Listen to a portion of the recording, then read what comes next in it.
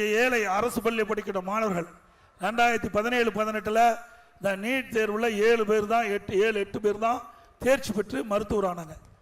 இது ஏழை மாணவர்கள் படிக்கிறாங்க. அதிகமா அரசு பள்ளி படிக்கிற மாணவர்கள் ஏழை மாணவர்கள்.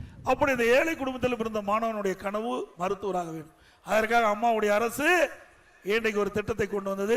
7.5% உள்ளிட ஒதுக்கீடை கொண்டு வந்து சட்டம் இயற்றப்பட்டு அமுல்படுத்தப்பட்டு இன்றைய தினம் 2818 பேர் அரசு பள்ளியை படித்த மாணவ செல்வங்கள் இன்றைக்கு மருத்துவ கல்வி படிச்சுட்டு இருக்காங்க.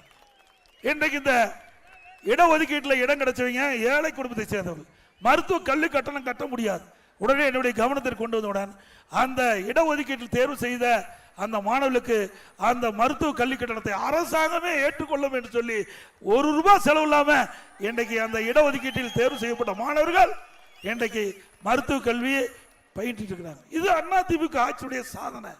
எதற்காக சொல்லிட்டால் ஒரு அரசாங்கம் எப்படி செயல்பட வேண்டும் என்பதற்கு உதாரணமாக இருந்த அரசாங்கம் அதிமுக அரசாங்கம்.